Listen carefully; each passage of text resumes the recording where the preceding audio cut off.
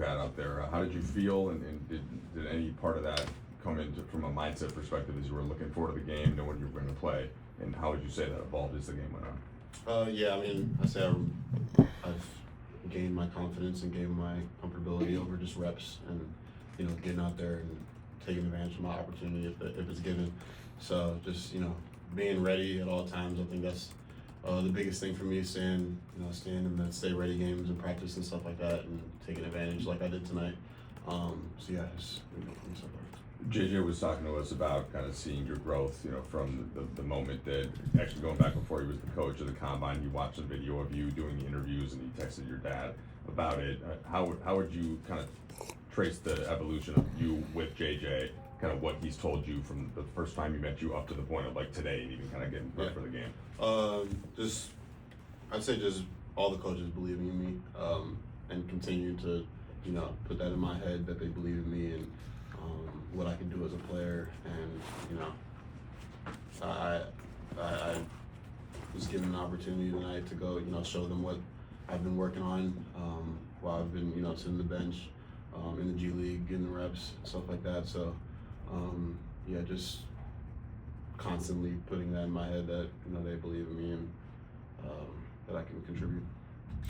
So, look, when it comes to Bronny, look, man, there's a lot of talks around the Bronny and the LeBron situation. And Bronny, he had 17 points last night, career high. Half the Lakers bench didn't play. I mean, half the Lakers didn't play, or most of the starters didn't play. And I got a video on that because I believe the Nuggets were just called out because Jokic and Jamal Murray sat out, but Lakers just sat their whole team. But let's stick to Bronny. So for Bronny to come out and put up a decent game, that's good for him, man. I'm happy for him. A lot of people, there's a lot of talks, even me. He has a lot to prove in this league because of how he got to the league. He has a lot to prove. He has a lot of weight on his shoulders, and he's going to have to play like this. If he plays like this, he's going to have to a lot of people are going to be like, okay, maybe he can play in this league, but a lot of people think he can't play in this league. I was one of them. You know, I didn't see what he could do in college. I only saw 3 points average a game. Not like what he's doing in the league currently. And I just didn't like how he got to the league situation. A lot of people don't, right? But if you're going to come in here, take advantage of your opportunity, hey, proud of it. Have nothing bad to say. Keep playing like this, keep balling out, and you'll be just fine.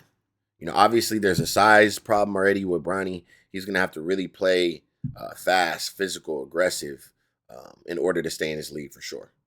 Bronny, what expectations did you put on yourself in, say, training camp and preseason, and how does that square up with where you are at now, 5 months into your rookie season? I just say just going in and working as hard as I can.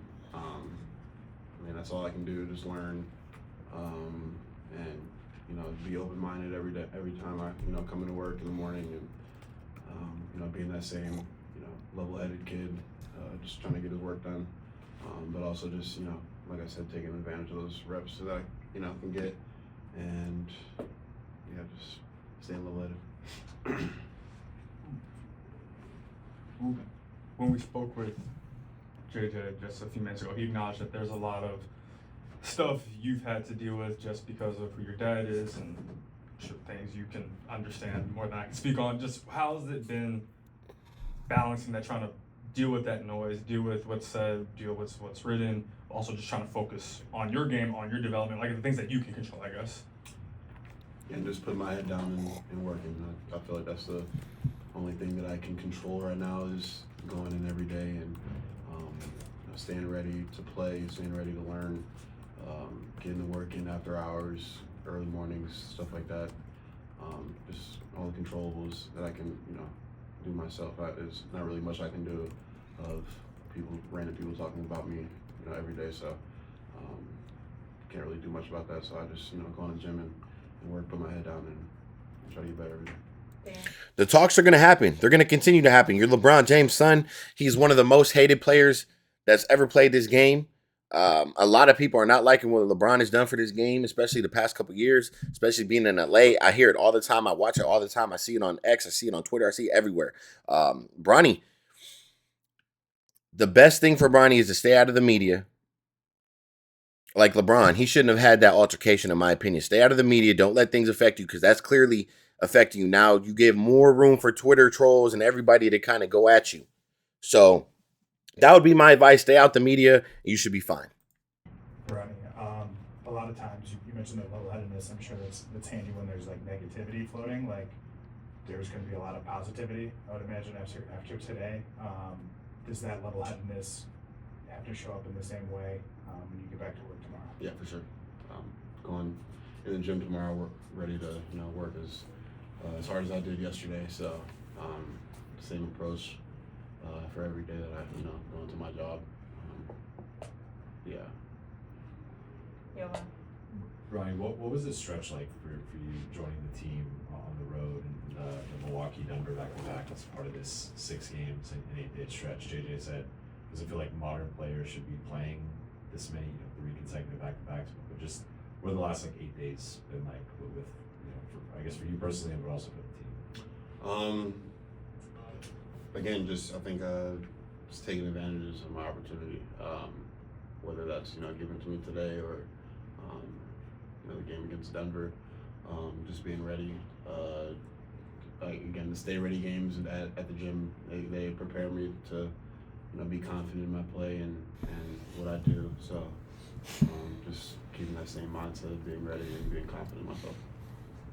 Hey Bronny, this is kind of a bigger picture question, but with your younger brother winning the state championship and then you being at this stage in your basketball career, I'm just wondering how your advice to him as the older brother has evolved and, what guidance do you have for him as he continues to move forward in his basketball career?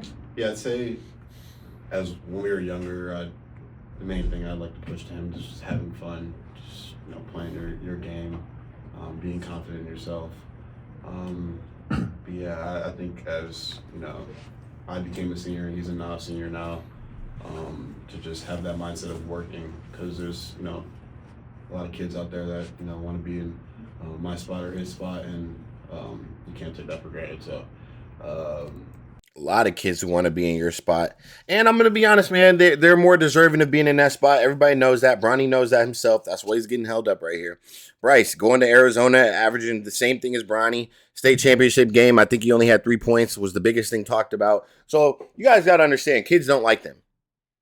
Hoopers don't like Bronny. They don't like Bryce. They think it's all nepotism and favoritism, and they don't like him. So they got targets on their back. They got to go and play. They got to go and get better. And that's really it. That's what it comes down to. Continue to prove people wrong, or you're going to continue to prove people right, period. So look, man, make sure you guys hit that subscribe button. I'm going to catch you on the next video. Appreciate you guys, man. I'm out.